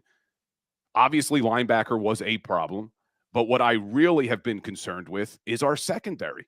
And I'm not ready to write off Darius Slay and James Bradbury and Kevin Byard and Reed Blankenship, but they have to play better. There is no denying these guys have to play better and have to play to the caliber that we expected them to. This is the reason why Howie Roseman, whether you agree with it or not, doesn't value the linebacker position, because his mindset is we're going to have really good corners, we're going to have a great defensive line, and then we can kind of fill in the linebacker and safety position with other players. But when your corners aren't playing to Pro Bowl levels like we need them to play, like they're being paid to play. Exactly. And then it has a ripple effect throughout that defense. But that's why I said we're going to learn a lot about this team, because you mentioned Seth Joyner calling out Darius Slay and Slay retweeting it. And that's what I love about Seth. I had him on my show, man. He don't back down. And he said it. Look, the eye in the sky doesn't lie, Slay. So I think you're going to learn a lot about these guys. And I do expect them to bounce back, Jody. I really do. When you get dominated like that, when you're getting called out like that, I expect these guys to respond on Sunday night. You're right about the two corners. And I'm not saying I'm same as you. Oh, my God, they got to get new corners. No, Bradbury and Slay are their corners. They're going to ride or die with them, certainly this year. We'll see about where everything is at the end of the season. But they're expected to play to a specific level because of their previous performance and their paycheck. And I know people hate when you say that. Doesn't matter. Once he signed, he makes whatever he makes. No. In a capped world that keeps you from doing potentially other things because you decide to put that much money into two very good corners, Pro Bowl corners, all-pro corners, then you expect them to play to that level, and they haven't. And we I think sometimes are reticent to point that out because we don't want to think about it. When your all-pro guys aren't getting it done, you know you're in trouble, and that has been the case. Yeah, and remember, Jody, it's not like Bradbury and Slay are playing on the final years of a contract they've had for a while. Both these guys got new deals before this season. So the Eagles did expect them to keep playing at that high level, or they would not have given them the money they gave them. Correct. This week they have to deal with CeeDee Lamb. And CeeDee plays between 55 and 60% of his snaps in the slot, which means Bradley Roby's going to have, I said to John earlier, just cutting CeeDee from 191 to 148 isn't enough for me. If he gets 148 yards, I think the Eagles are still going to lose. So Bradley Roby has to be better than that. Last time they played at the very end of the game, last possession, even after two massive penalties in the last possession, last 40 yards where they started at their own 14, Darius Slay said after the game, I told the defense, "What, I got him. I'm taking him. We're switching up the defense. We're going to go mano a mano." Did they do more of that? Even though you and I both just said Bradbury and Slay actually need to be better than they've been, do you think they'll go Slay one-on-one if they feel that CeeDee Lamb is abusing them out of the slot? It's interesting because I went back and looked at the numbers because I wanted to see what did CeeDee Lamb do against certain players, because we know he had 11 catches for 191, but where did he pick up all those yards? And it was kind of spread out. Against Darius Slay, he had 4 catches for 62 yards. Oof. Never went up against James Bradbury. Did not go up against JB in that game. He had 1 catch for 9 yards against Zach Cunningham. 0 catches against Reed Blankenship. Was targeted twice, but no catches against Reed. 2 for 35 against Sidney Brown. 3 for 65 against Eli Ricks. 1 for 20 against Kevin Byard. So, I mean, it was really spread out throughout. So I don't know what the Eagles do. Do they have Darius Slay follow him around? Do they try JB again in the slot? I didn't love that when they did that earlier in the season. But I'm not sure what Sean Desai dials up. But what I'm thinking, if I'm Sean Desai, is, look, let's make someone else beat you. I know they have other guys on that team. Ferguson at the tight end position was a problem last game as well. But let's try to make someone else beat us. No one is on the same level as what CeeDee Lamb has been this season. Make them go to Brandon Cooks. Make them go to Michael Gallup. Make them throw it to Tony Pollard. But let's take away CeeDee Lamb. Does that mean that you bracket coverage a little bit, have someone over the top at all times? I'd like to see it just to take him out of the game and force someone else to try to beat it. Easier said than done, I know. But they don't have a Devontae Smith on the other side like the Eagles do when teams try to take away A.J. Brown. There's a major drop-off after CD. One thing I can guarantee you, these were the Bill Colarulo calculation. What do you have CD getting against Slay last time? He was targeted 7 times. He had 4 catches for 62 yards. 4 for 62. I guarantee you Slay says your calculations are off because these aren't mine. These are he never football. gives up anything. According to Slay, no one ever catches a pass against him. It's the zone, and it wasn't his responsibility. Don't know how you figure it was me on him. Pro You could football drape all focus over a guy numbers. and go, no, that wasn't necessarily my responsibility. So they do play more zone than anything else. So it's usually an in-between, and who really had the coverage on that play. I guarantee you Slay says, yeah, it might have had 1 catch against me. Yeah, these are Pro Football Focus's numbers. And look, I know some people get angry at Slay. I didn't love that he responded to Seth Joyner, and I liked what you, Douglas, basically said is, look, have some respect for the guys who paved the way for you. Seth Joyner is Philadelphia Eagle Hall of Famer. If me or you, Jody, is saying stuff about Slay and he wants to get angry, okay, I could take that. But you're talking about Seth Joyner, a Philadelphia Eagles Hall of Famer. Take it, shut your mouth, and just be better. But when you're talking Darius Slay as a guy who never thinks he gives up, I don't mind that personality in your corner. You want these guys to have egos. You want these guys to have short memories and line up for the next play. So I don't like that he's retweeting at Seth Joyner, but I don't mind Slay's personality in that he's constantly saying, hey, I can cover anybody. Nobody's getting catches on me. That's a good mentality sometimes as a corner in this league. I don't mind him actually disagreeing with Seth. I disagree with Seth on certain things. There are certain things where I go, come on, Seth, it's 2023. You got to jump into the here and now. But when he's right, he's right. And he was right in what he said the other day. So Slay was just defending himself out of the fact that he didn't want to listen to it. He didn't want to hear it. He didn't actually take into consideration the point that Seth was making, which was dead on accurate. And again, it's all opinions. Slay's got his, Seth's got his, I got mine, Billy C's got his. We can all have opinions. They're not always going to line up exactly the same.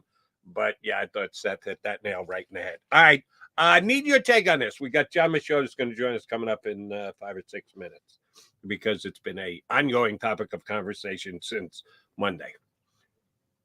The Eagles decided to play Kenny Gainwell more snaps than DeAndre Swift in the game on Sunday.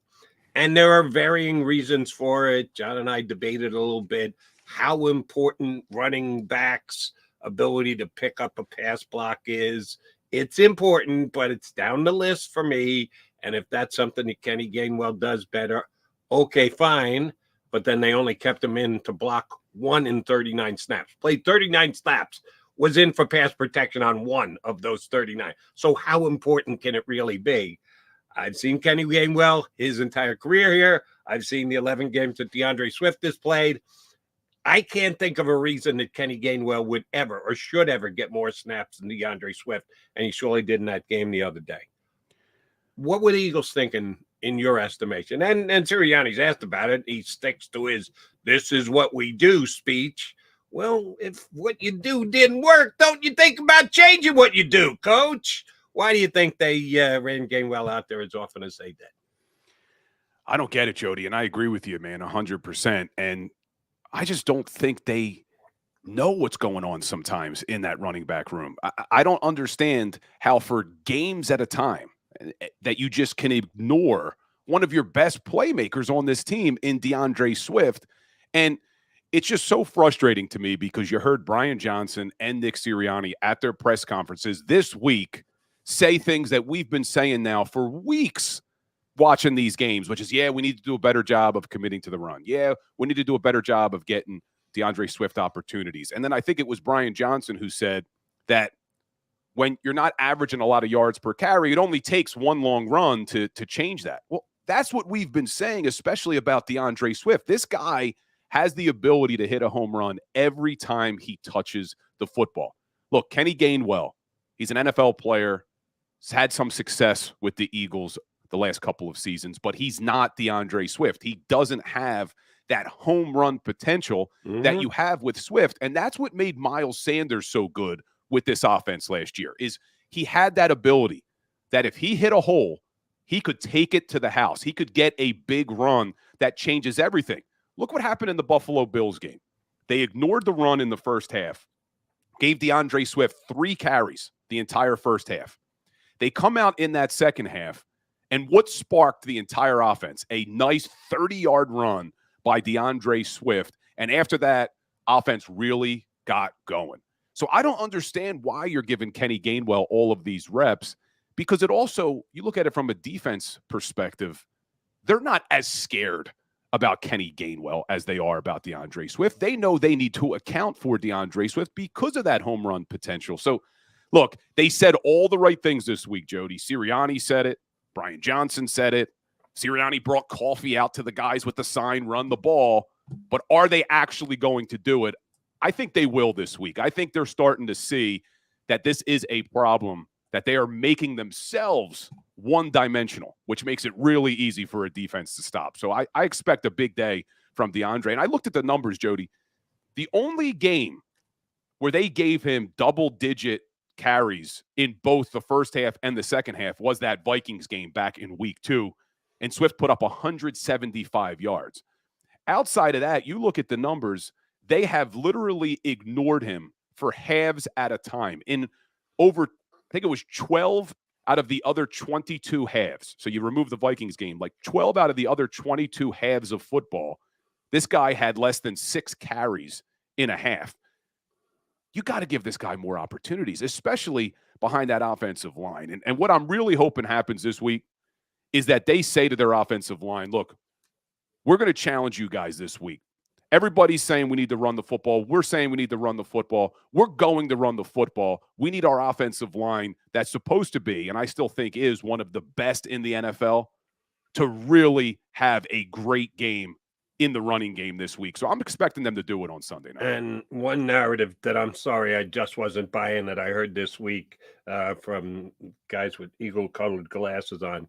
Oh, well, DeAndre Swift has never run the football this much before. He's on pace to break his all-time most carries. So they're pacing him so they don't lose him. You can't say that on one hand and then be putting Barnett and Sweat out there. Not Barnett. Hassan Reddick and Sweat out there as many snaps as you are. If you've got a great grasp on the big picture, that you've got 17 games to play in the regular season and then however, and we must be careful with how we put them out there. If that's the way you're going to manage your football team, that's fine. But you can't go, oh, we can't run DeAndre Swift into the ground, but then go, yeah, Hassan, get back out there for another 80% of the snaps. He could run out of gas too. And oh, by the way, I do think you saw both of the defensive ends start to run out of gas in the second half of the game of that game against San Francisco, which is a little bit scary. All right, he's Bill Colarulo, filling in for Johnny Mac, who took off. He's got a Sirianni session that he's got to get to today. We're going to get to a Dallas perspective next. Yeah, that's right. We look at it through eagle-colored glasses most of the time here on Birds 365, but we like to give you a little balance as well. We go behind enemy lines. And one of the best guys to cover the Dallas Cowboys day in and day out. He does it for The Athletic. John Machota going to join us next here on Birds 365. Go to get your game on. Go for the beers. Go for the cheers. Go for the hit and the hits. Go for the stakes and the stakes. Go to get your parlay on. Go to get your party on. Go for the scene. Go for the screens. Go for the gallery. Go for the win. Go to Ocean. Visit theoceanac.com to plan your visit. At Pond Lehocky, we've recovered billions of dollars for our clients, and we're confident we can do the same for you. With over 250 years of combined courtroom experience, we've helped over 100,000 injured clients obtain some of the largest settlements in Pennsylvania. One conversation is all it takes to help you and your family get back on track. If you've been injured in an accident, give Pond Lehocky a call. They're carving them up and good play calling along the way. First and goal at the 6.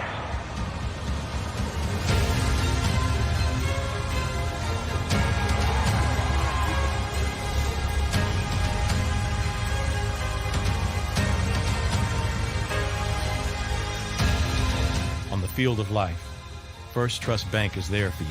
Champions on 3. 1, 2, 3. Because Philadelphia dreams deserve a Philadelphia bank.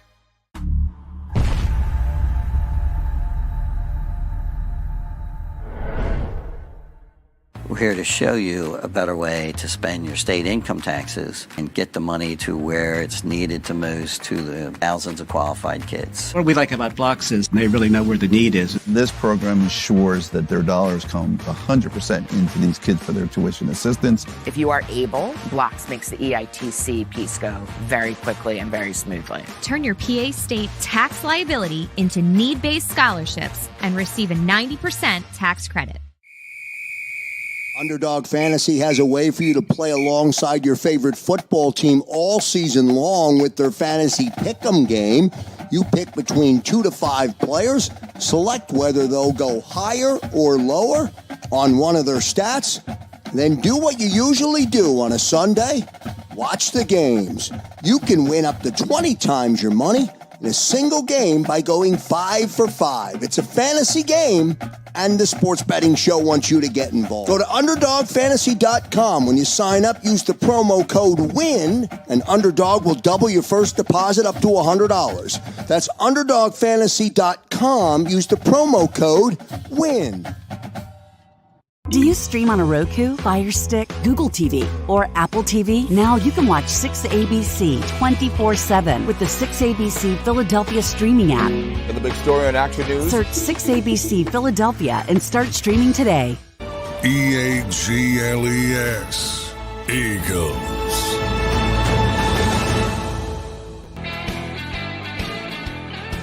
Appreciate you tuning in here on Birds 365. Bill Colarulo in for Johnny Mack, who had a Coach Sirianni session he had to get to. So it's me and Billy C for the rest of the hour, except for the 30 minutes or so we're going to spend with this guy next. Does a phenomenal job covering the Cowboys day in and day out for The Athletic, and is always good when we punch him up here on Birds 365. That would be John Machota, Dallas Cowboy beat writer from The Athletic. All right, John, I know the first question I want to ask you, because we dealt with this last year here on Birds 365. A lot of people, while the Eagles were compiling the best record in football during the regular season, tied with Kansas City when you finish up 17, were saying, yeah, but they didn't beat anybody. The schedule was soft. The schedule was weak. Yeah, they are blank and blank, but yeah, they haven't beaten anybody. A lot of people saying that about the Cowboys. Yeah, they're putting up these blowout scores against lesser teams with losing records. And like, you got to play who you play. You can't rewrite the schedule. You can't opt to Roger Goodell go, hey, can we get a winning team here just so we can quiet our critics that we want to beat a good team? Well, they're certainly going to get that with the Eagles this week. How much is that a topic of conversation in Dallas? And I'm guessing both the players and the fans are tired of hearing it. Yeah, not as much recently about the not being a good team, just because of how well they've really responded since that Week 5 loss up in San Francisco. They've been 6-1 since then, so there's not really a ton of bringing that up. But I will say, when you started saying that, the first thing I thought of was, even if they win Sunday night, then the narrative just moves to, well, but who have they beat on the road? Have they been a good road team yet? You know, so it's just like that's just the not because I'll be honest with you, I mean, you guys probably get it as well, you know, covering, you know, the Eagles and just seeing the way the Eagles are such a lightning rod team. And obviously the Cowboys, I feel like, are number one in that the Cowboys have to be talked about nationally every single day, whether they're good or they're bad. And so they're it's not like anybody ever gets on any of these national shows and goes around the group and everyone disagrees on the same thing. They move to the next topic. So you have to have someone always going against whatever it is. So because of that, Cowboys could win this game, and I don't even think it would change that narrative. It would just move on to, well, you know, it's the Eagles. They know the Eagles well. They're in their division. They've done well against the Eagles at AT&T Stadium. But can they go on the road? Because the road is where they'll need to win in the playoffs. They haven't shown that they can do that. So it'll just move to the next thing. But unfortunately for Eagles fans, they're not on the road this week. They're in Dallas. And I saw some of these stats, John, and it blew my mind that the point differential so far at home through 6 games is plus 151, which is the Cowboys' best since 1966. They've also put up over 30 points in all 6 games, with the only third team in NFL history to do that, joining the 21 Bucks and 2017 Patriots, who both had Tom Brady at starting quarterback. How good is this offense at home, and why are they so good in Dallas? Now, that's a very common question that is asked to players and coaches, and I haven't really had too many answers that I think just hit the nail on the head. I will say, asking offensive coordinator Brian Schottenheimer about it earlier this week, you know, he pointed to just the comfortability of being at home, going through the same routines, knowing, hey, this is the time I need to be at the stadium. This is the route I take to the stadium. This is how I get ready. This is who I'm with. I know the playing surface. I know what to expect. You know, this is the first season, and it'll probably be one of the only seasons. I can't even think of another time where I think that they're going to leave the roof and the doors closed all season long at AT&T Stadium. There's usually at least 1 or 2 games where they open everything up, and really when that's the case, that's when I think it's the best stadium. But they've been winning so much at home with this way where they've become this like indoor team that I think it'll stay that way. But I think the natural thing for people to say when you go, oh, well, teams won 14 games in a row, it's the NFL, you know, best in the NFL right now. It's the, man, it must just be crazy in there. The fans must be nuts. And I mean, they're good, but this isn't like this. There's a lot of difference here. There's a lot of building up this last 2 seasons. So if you're a Cowboys fan, they haven't done anything that make you think anything differently the last 2. When you have a team like me being from Detroit, the Lions, where all of a sudden they're having this resurgence, you understand why all of a sudden, hey, it's crazy in Ford Field. People are coming out. It's getting loud in there. There's been no change with the Cowboys other than that they've been winning. So my conclusion is that most of the credit needs to go to Mike McCarthy. He's obviously instilled a plan where this team feels most comfortable at home as a head coach, and then also obviously as their play caller. He obviously has them feeling comfortable and clicking on offense when they're at home, because if you guys have ever been to AT&T Stadium, it is not going to be on the top of your list of just the most raucous places that you don't know how opposing team's going to win there. A lot of times there's a lot of opposing teams' fans there. And if there's going to be any game that's the case, Eagle fans travel as well as anybody in the country. So maybe we'll hear some Eagle fans in the game. You mentioned Mike McCarthy. I think I should take this time to apologize to Mike McCarthy and 2 other Dallas Cowboys. Coming into the season, I said, yes, the Cowboys upgraded their wide receiver room by getting Cooks. Yes, they upgraded their corner slot, their second corner to Trayvon Diggs. Little did I know it's going to be Deron Bland stepping up and becoming a good guy. But no, they went out and got an upgraded quarterback, and people got him a lot of credit for it. I go, I agree wholeheartedly. However, they're going to take a step back at tight end. Wrong. They're going to take a step back at kicker. What do you mean? The guy's he's a soccer player. Yeah, they're going to trot him out there every single. He has missed a kick since week 1. 1 PAT hasn't missed a field goal yet. And I question Mike McCarthy and his play calling. And I think he's a very good head coach. I think he gets a bad rap as a head coach. I think he's a smart head coach. I think he's a good motivator. I think he knows how to handle a team. But I just didn't know if he's going to be a pretty good play caller. Dak is a top candidate for MVP. So you'd have to say the offense is running pretty damn well. They checked all 3 of those boxes. I was wrong on all 3 of those boxes. I know Aubrey doesn't factor in, but how much credit do you give the head coach for his play calling this year? Because I thought it was a major question mark coming in. The results are the results. How much credit should McCarthy get for this Cowboy offense being as high scoring as it is?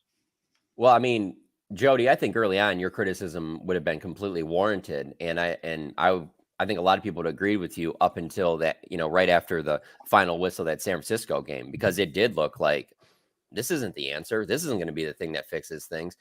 But I think there was enough behind the scenes after how ugly that loss was in Week 5 at San Francisco, where CeeDee Lamb spoke up, talked about how he needed the ball more, that he can make a difference, that he can do more on this offense. And then I think that was a big moment too, where Mike McCarthy looked at that, took that into consideration, but then also felt like, to utilize Dak Prescott to his best attributes, we got to allow him to move a little bit more. Mike McCarthy came in with the West Coast trying to be more of, get the ball out quick to, whatever the first read that's open, get the ball out. Let's be on, time. Let's keep this thing moving. And where Dak is probably at his best is when things break down and he's able to get out of the pocket, use his feet, not only as a runner, but just to extend plays. And he's done that. And since that Niners game, you've just really seen, not only has Dak played his best, but he just looks so comfortable. And so, yeah, Mike McCarthy deserves a ton of credit for that. He has been able, it's a lot of times with an older coach, people think, oh, well, he's just going to be my way or the highway, but he has definitely been able to adjust. And I think that's probably the biggest reason. And then if we're being completely honest here, up until the last 5 or 6 games throughout Mike McCarthy's entire time in Dallas, they just have not had a healthy offensive line. It's always been one player or the other.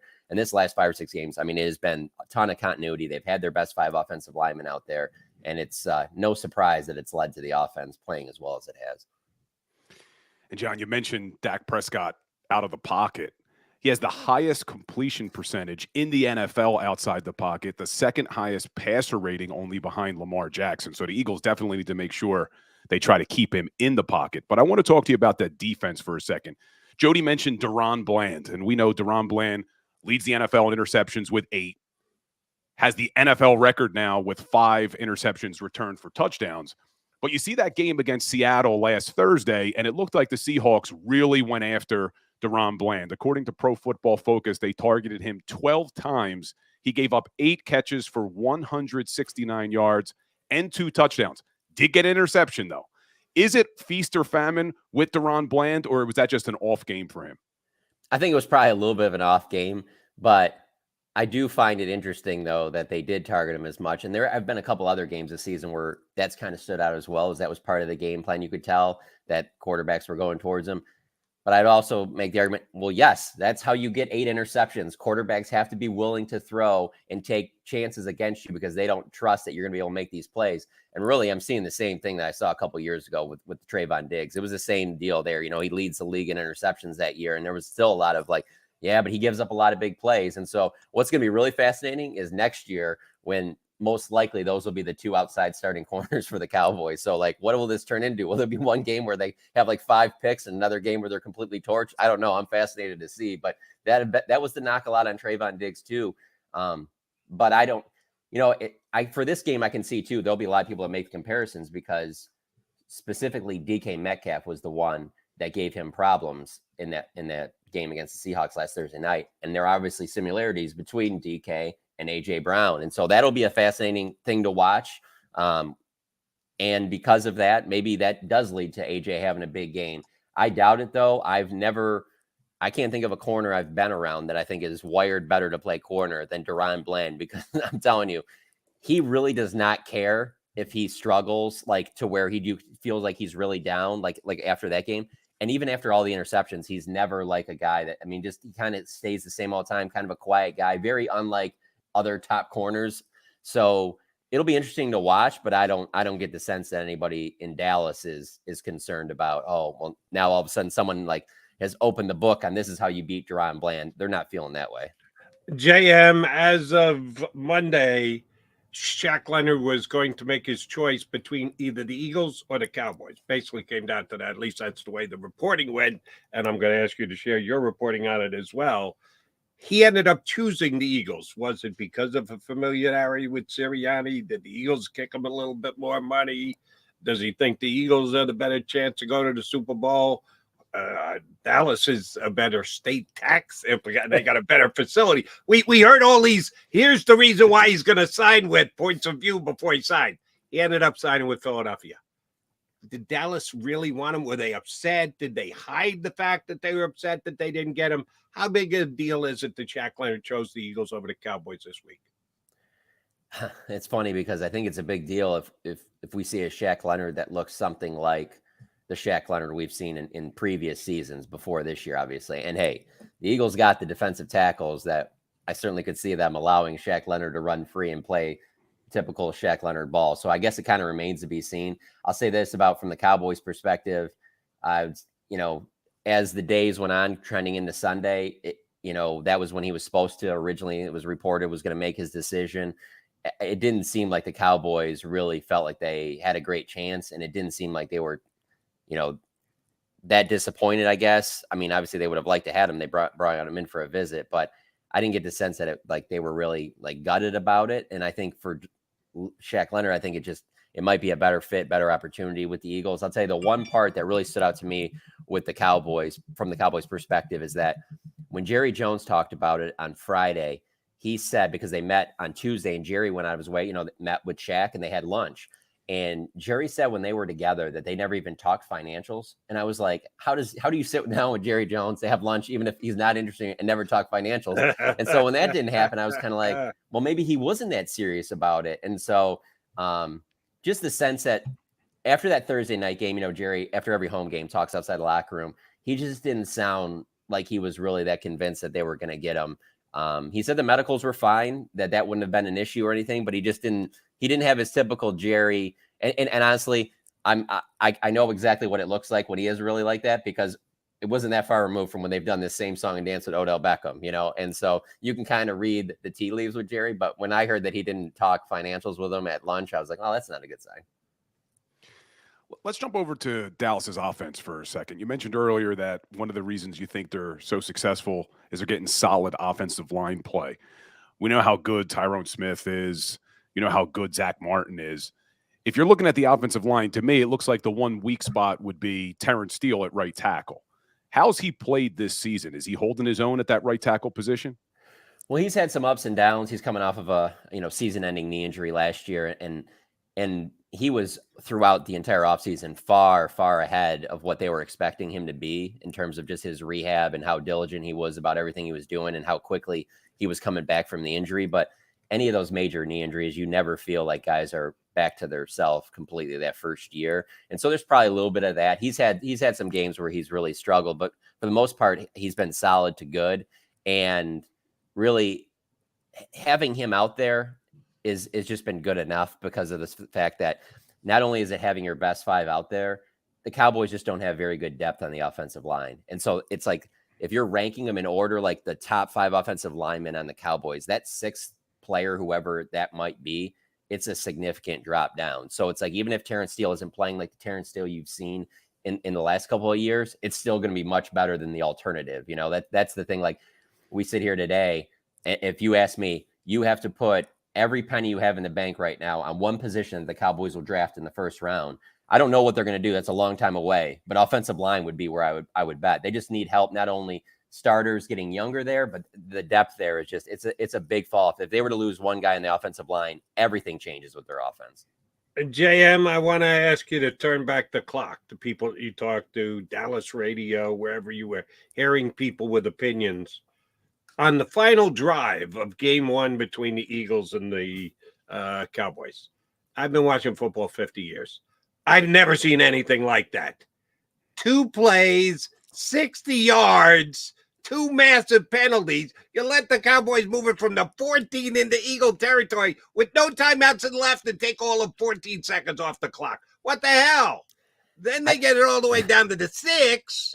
Oh, but then they step back to the 11 and Dak pay. It's just like massive movement this way, massive movement backwards. We know on the last play, CeeDee Lamb catches it, but the Eagles got the picket fence defense up. They're not going to let him get in the end zone. He gets tackled. The Eagles hold on and win. We know what the reaction was here in Philadelphia. Wipe the sweat off your brow. How did that play in Dallas? Was it like, oh, man, that was such a great, we're so close. Or what the hell was Dak doing taking a sack? How'd that play in Dallas that week? All right, so I will say this. I've covered the Cowboys. This is my 13th year. That is the most upbeat that I've seen a post-game locker room after a loss. Most Really? upbeat. Yes, absolutely. It was one of those where you didn't even really get the feel that it was a real true loss. Did some guys talk about it being a loss and how they were, obviously disappointed? It's the Eagles, it's division. Absolutely. But there was it was about as much positivity and momentum you feel like you could ever build off of a loss. I was I wasn't surprised by it just because, hey, how badly they played again, week 5 against the Niners, just getting blown off the map. The fact that they hung in there when a lot of people thought maybe the same thing would happen with how talented the Eagles are. So within the locker room and the team, I felt like it didn't hurt their confidence, and it really has shown. Like I said, they're 6-1. That's a 1 loss since the Niners game. Outside of it, I will say that it was that's a blown opportunity. I can't believe that they weren't able to pull that out, getting down there like that. But I also think it's that final part of the game is kind of a microcosm of the way that people down here look at the Eagles in terms of them defensively. The Cowboys can move the ball and score points on them. They're not worried about the back end. It's that front end. And the front is just like for example, on that drive, the way Josh Sweat just comes free, gets that sack. Their front is so dangerous that it's like, even though you could be clicking and moving the ball at any minute, a Hassan Reddick, a Brandon Graham, Jalen Carter, whoever can just ruin that drive and it's over. And that's exactly what happened there, even when they drove down there like that. And that's why you always have to be cognizant of that. And I think that could be a learning experience for this team. Like, don't take anything for granted, because in any play, that front can absolutely just ruin the game. And I think that's what you saw there at the end. But yeah, I think most people down here were like, at a certain point, you're glad if you're a Cowboys fan that they hung in there, but then you're just like, man, you have to win that game. You get down there like that. That has to be a game that you win. And so there definitely is disappointment from that perspective, for sure, from Cowboys fans. And you said when you get down there like that, meaning the red zone, and I look at this Dallas Cowboys offense, and they've been great in every single category, but you look at their red zone offense, at least statistically, and it's kind of middle of the pack. So I tried to dig a little deeper, saying, how could an offense that's so good only be middle of the pack in the red zone? And you look, they've had by far the most red zone opportunities of any team in the NFL, and they are about top 5 in red zone touchdowns. But when you look at the conversion rate, it's kind of middle of the pack. I think it's around 17th. Have they been good in the red zone, or is that an area they've struggled with this season? So they definitely struggled early in the year. And to your point, I mean, there was a little bit of, we're happy that we're getting down there. Mike McCarthy would really point to that, like, as long as we keep getting down there as much as we are, we'll figure it out. And they have been better, no question about it. And I think a big piece in that is, there's 2. One is that Jake Ferguson has really emerged as their number 1 tight end, now taking over for Dalton Schultz. And that has grown as the season's gone on. You can just see the confidence build between Dak and him, because Dak had a lot of confidence with Schultz these past 2 years. And so there was kind of, like Jody mentioned earlier, like, hey, how is this going to work out now? Someone has to emerge. And it certainly has been Jake Ferguson at the tight end position. But the other one is Brandon Cooks. I mean, the way the season started, you're kind of sitting there and you're just like, man, Brandon Cooks is a guy that he's been to so many teams, and everywhere he goes, he makes an impact. Why isn't he making an impact now? And as the season's gone along, you've seen more of that, where he's emerged as clearly their number 2 receiver, and you've seen him being targeted more down there. And then CeeDee Lamb has just gotten better. He's CeeDee Lamb. I feel like almost by the game since I've watched the Cowboys with him on the team, he's improved. Every single year he improves. Throughout this season, he's improved. And so I think all 3 of those are a big thing. The other issue, though, I will say with the red zone is that when they've been good in the red zone in the past, the Cowboys usually have a pretty good running game, whether you're talking about DeMarco Murray or Ezekiel Elliott, and their run game is just not there. It obviously wasn't there the first time that they played the Eagles. It wasn't there when they played the Niners, and that's one spot that still isn't up to par, that needs to be better. So that's one area that I would point to for some red zone issues, that when other teams and everybody in the building knows that they're going to run the ball, they generally don't have a lot of success. All right, you can answer this question. I've been stating this last 2 days, and maybe I'm overstating it, so please correct me if I'm wrong. From an Eagle perspective, I'm concerned that Michael Parsons could wreck the game. And the whole, what does wreck the game mean? Everybody's got their own definition. It's a word, it's a phrase that's been created the last 20 years. Again, I've been watching 50, so nobody said wreck the game 20 years ago. Now they say it all the time, and we all comprehend what it means. And I have fear from an Eagle perspective that he's that kind of, there's a handful of players in the league that can wreck a game on the defensive side. Michael Parsons is certainly one of them. I've been talking about he's so difficult to stop because he isn't just a right defensive end, that they'll move him around. They'll give him different angles to play. They give him the freedom to do what he wants and attack from different zones. Am I overstating that? How much of it just is he's a right defensive end? Because, yeah, you were there. He came in. Johnny Mack loves taking a victory lap on this. When Parsons was at Penn State, he goes, I actually think he's a better pass rusher than the down defensive lineman and the linebacker. Cowboys draft him as a linebacker, play him at linebacker, go, we can make this guy a defensive end. We have the need, and he becomes as good a defensive end as there is in the league, and Johnny hit that one right on the nose. How much they move him around? How do you expect they will do that this week? Or are they just going to let him go mano a mano with Jordan Mailata? I mean, that's where he'll get the most reps for sure, but they have to move him around. And because the thing is that if you just leave him there, then it's just not a one-on-one against an opposing offensive tackle. Everyone comes with some type of a chip. There's always some extra help there, as there should be. And Micah gets frustrated when he doesn't, when he's getting all that attention and he's not able to make these impactful plays. I mean, if I was coaching against the Cowboys, that would be the number one thing that I would say is that we need to send multiple guys over there, because the last thing you want is him to get hot early, because it'll feed throughout the game. It'll give him confidence, and you do not want a guy like that to have confidence, because he will, as you say, wreck a game. So I do think most of the time he'll be on that edge spot, but they will rush him from the middle. There are times where he'll play some linebacker. I think that will continue as long as Dan Quinn is the DC, because he believes that that's the best way to utilize Micah, where you don't know 100% all the time where he's coming from. And to be honest, like, other guys will have to step up if that happens, DeMarcus Lawrence, Sam Williams, Dorrance Armstrong. I mean, they have the guys, but you can just tell covering this team when Micah isn't able to make that impact, even though he is drawing doubles to get other guys open, it frustrates him. There's no question about it. The worst thing you can do against the Cowboys is allow him to get going early. Billy, let me follow up, and then I'll turn it over to you. Which, by the way, what was the first immediate thought when final defensive play of the game against Seattle on Thursday night? They block Micah Parsons with no one. Forget about double D. Forget about a chip. They block him with no one. What the hell was Seattle thinking?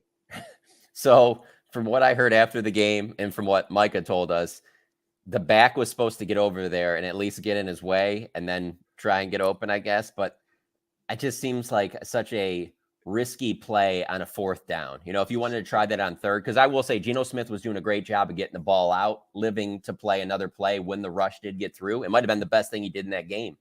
But on fourth down, like, I don't see how that could have been the play call. Anything sounds better than that. Dude, like I just said earlier, you do not want to let him be the guy. Make somebody else be the one that has to make that play. I mean, heck, you could let one of these other edge rushers come through and they could be so excited that they hit the quarterback the wrong way and it's 15 yards and you keep it rolling. But with Micah Parsons, I mean, that left me scratching my head, because I feel like that is a talented Seahawks team. I felt like they had a chance that they could have potentially won that game. But to do that, that's bad. I don't understand how you could do that in that last play. Yeah, let's hope the Eagles don't ignore Micah, because that's a dangerous recipe. But you said Micah Parsons lines up sometimes at linebacker, but he's an edge. Obviously, we talked about Sha Leonard earlier. Cowboys have a need at linebacker. You got Marquise Bell playing okay, but then the other guy, Damon Clark, looks like he's been playing a little up and down. Is that an area of concern for this Cowboys defense, their linebacker position? I mean, it's not great. I mean, that's the thing. Like, you wouldn't bring in Leonard if you were like, no, we got plenty of linebacker help. Like, for example, let's say with what they have at linebacker, if Leighton Vander Esch was healthy, he's obviously out for the season with neck issue. But if you had him, I don't even think they would bring in Leonard. But there's obviously a need there. I will say that Dan Quinn has done a good job of using his safeties more in like linebacker type roles. And a lot of that has to do with just how the game has changed, with how everything's so spread out and the passing games and stuff like that. And that's what Marquise Bell is. He's a converted safety turned into linebacker. And, they'll say that they thought he could play as well as he has, but I bet you he's exceeded their expectations a little bit in that role. And so, yeah, it's definitely not, you don't look at the Cowboys linebacker position and go, oh yeah, this is a team strength. It's not, but they have really strong safety play. Their corners have played well, and they have a very good defensive front. And so because of that, you're able to hide some of that a little bit. But yeah, no question. It is a position that, like I said, first round, I would predict that they go offensive line in next year's draft, but linebacker is got to be pretty high on that list. Just, real quick, Jody, is Van Der Esch, you think he's done his career? You think he's going to have to retire? I don't know for certain, but it sounds like that's got to be in the conversation. Just because of the position, because he's had some issues like that in the past. And I think for anybody in that situation, you have to look at your life, beyond football and the impact that something like that can have. I thought about that a lot towards the end of Tony Romo's career. I mean, it was just this one back injury after another. And you're just kind of like, I know that you want to play football, you play at a high level, but let's, probably factor in more than that. And so, yeah, I don't know for certain. I mean, he's still around the facility and all of that. But it has to be in consideration at this point. Yeah. You can follow him on X, JON, no H, Machota, Machota. If he wants to, he can change his mind and make a different pick on Twitter between now and kickoff Sunday night. We're going to ask him to get on the record with us here, giving him the liberty to change his mind between now and Sunday's kickoff. Eagles, Cowboys, what's the final score going to be? Yeah, I'll go with the same. I'll just flip it from when it was in Philly. I think it was 28-23, but I'll go Cowboys 28-23. When the schedule came out, I felt like the Cowboys would win at home and lose in Philly. As the season went along, I've kind of thought that it would be that way as well. And that was before Dak Prescott started playing the best football of his career, and before they made a home field advantage out of a place that I just don't see as being a place that would have a huge home field advantage.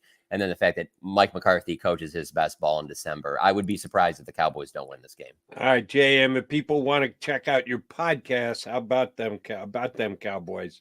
How would they best go about doing it? Where can they find it? Because we got some Cowboy fans here, or at least they're playing to being Cowboy fans here. Don't know if it's just challenging other guys on our stream, but I think there's at least some Cowboy fans there. If they want to catch podcasts, how do they do it? Yeah, it's on Apple, iTunes, everywhere podcasts are available. And then on The Athletic, I mean, we usually have links to it in all of our Cowboys stories and things like that. So yeah, about them Cowboys. Be listening. When's the last episode drop before the game? You're doing one this weekend, or we actually just did one. So yeah, it's up now. So yeah, for sure. And there, he may have given some little bit, because he takes care of his Cowboy fans more than he does us. But he gave us tremendous insight here, and we thank him for it. JM, always a pleasure. Thanks, brother. Anytime. Thanks for having me on. John Machota, Dallas Cowboys beat reporter for The Athletic. All right, he's Colarulo. I'm McDonald. John's in. He had to get out of here, go do some Eagles Sirianni insight stuff. So Billy C's going to hang around. We got the McMullen pick. We got the Machota pick. We got the Damo pick. We got to get the Colarulo pick and the McDonald pick. We'll come back and we'll get on the record for how we think it's going to play Eagles Cowboys Sunday. Stay right here on Birds 365.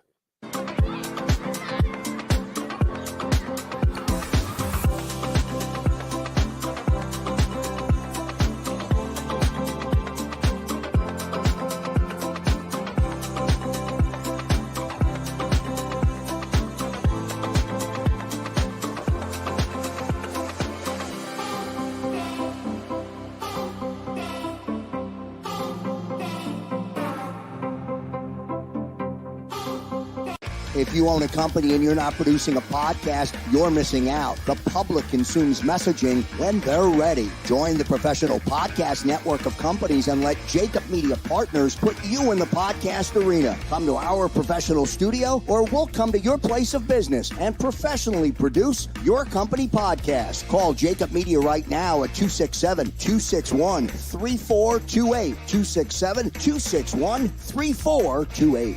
My name is Dr. Bruce Grossinger, and I'm the medical director of Philadelphia PRP and Stem Cell Institute. I'm reaching out to those who suffer from spine and joint pain. We use treatment methods that require no surgery, no scalpel, no drugs. Running, walking, or whatever your desires are, Dr. Grossinger is where you need to come. You can benefit from the same PRP and stem cell treatment as Wilbert Montgomery. Call us now at 610-222-5675. Any professional sports coach will tell you there's no substitution for preparation. At Malamut & Associates, that is a tenet by which we live. We prepare from day one for victory. Anything less is not acceptable. Underdog Fantasy has a way for you to play alongside your favorite football team all season long with their fantasy pick'em game. You pick between 2 to 5 players, select whether they'll go higher or lower on one of their stats, then do what you usually do on a Sunday. Watch the games. You can win up to 20 times your money in a single game by going 5 for 5. It's a fantasy game, and the Sports Betting Show wants you to get involved. Go to UnderdogFantasy.com. When you sign up, use the promo code WIN, and Underdog will double your first deposit up to $100. That's UnderdogFantasy.com. Use the promo code WIN.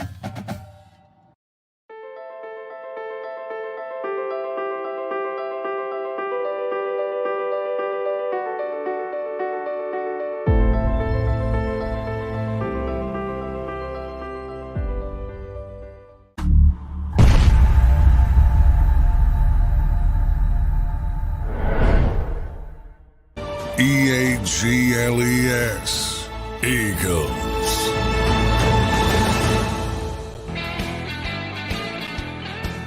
Thanks, John Machota, for jumping in with us. Does an outstanding job covering the Cowboys day in and day out for the Athletic and gives us good insight. I've had Cowboy writers, broadcasters come on my show forever. The biggest one ever is Skip Bayless, who he can't help himself. He can't not say something great about the Dallas Cowboys every day. He's the greatest at making excuses I've ever heard. And they've got a couple of guys like that who have been Cowboy writers / broadcasters who just see things through Cowboy-colored glasses. Way back when I was a Cowboy fan, I thought these guys are great. Now that I'm more objective about it, I go, what are you talking about? Machota is such a straight shooter. That's why we love having him on. He doesn't sugarcoat things. He picked the Cowboys to win the game, which is fine. The Cowboys are favored to win the game, but he doesn't do so in an obnoxious fashion. That's why we like having John on. All right. This is a little bit of a big game, Bill. Seeing as it's coming off after the 49er beat down, we know it's at stake. If they lose here, they fall out of first place overall in the conference. The division would be more up for grabs. If they win tomorrow, the Cowboys aren't mathematically eliminated, but for all intents and purposes, they will be. Eagles will put the division away. So it's pretty damn big stakes for this game. I've been saying this about the Eagles since they beat Miami. They've got three things. They check 3 boxes. They've got talent, they've got toughness, and they've got a clutch gene. They've been pretty damn. All those games they're winning where they're losing the overall stats and just doesn't add up. The final score doesn't add up to the way the game played, but it always added up with the Eagles with more points. I believed that when I said that. And I'm not changing my mind because they got their rear ends kicked last week against the 49ers. That's one of 11 games. The most important of 11. Well, guess what?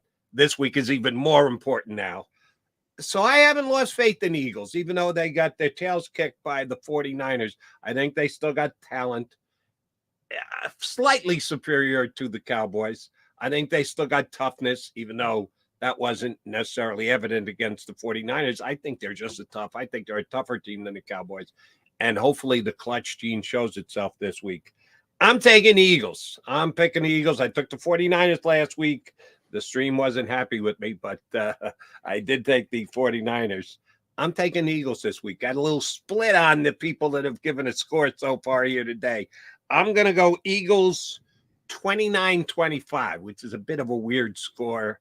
There could be some go for twos and maybe even throw a safety in there. So I'm going 29-25 Eagles. Bill Colarudo, how do you see this Eagle-Cowboy matchup playing out? I'm right with you, Jody. I know they just got their butts kicked by the 49ers, and I think, like I said earlier, you're going to learn a lot about this team. Veteran leadership, Sirianni, the whole coaching staff. I think they win this football game. I think they bounce back in a big way, and I think it's as close to a must-win game as a Week 14 game can be. Not only for the standings in the NFC and the NFC East, I just think for the overall psyche of this team, you have to bounce back after getting dominated like that by the 49ers. And I think they will. I think they'll commit to the run. I think they're going to do a great job on defense. I think the defense is going to surprise a lot of people on Sunday. I have them holding the Cowboys to 24 points, which would be the first time the Cowboys didn't score more than 30 in Dallas this year. I have the Eagles winning 31-24 on Sunday night. 31-24. I sent a text during the show because Fargy was here with me last week filling in, and he took the Eagles against the 49ers, and he kind of knocked me and mocked me for taking the 49ers. So I just needed to get Fargy's score in. He sent it to me. Damn. I got it written down here, 34-27. So he thinks it's going to be high scoring even more so than you. Johnny Mac said 33-28. Cowboys. Damo said Cowboys close, but he didn't really give us a score. But he said the Cowboys going to win. So slightly more Eagle picks than Cowboys, but it is close, and I think it'll be close on the field. We'll be back here on Monday to talk about it. Billy C's got another hour yet to talk about it. Bill, have a good power hour, buddy. Thanks for jumping in for Johnny Mac today. Appreciate you, Jody. Have a good weekend, my man. And I appreciate you for jumping in. And if you want to stick around, you can appreciate the power hour. It's next here on the JAKIB Media YouTube channel. You've been listening to Birds 365, the destination for the passionate Eagles football fan who bleeds green. If it's Eagles football, we're talking about it. Debate inside the locker room and guests that are some of the greatest football minds from around the region. We hope you enjoyed the show. We know we had a blast. Make sure to like, comment, and subscribe, and we'll be back soon. But in the meantime, hook up with us on social media at JAKIB Sports. See you next time on Birds 365.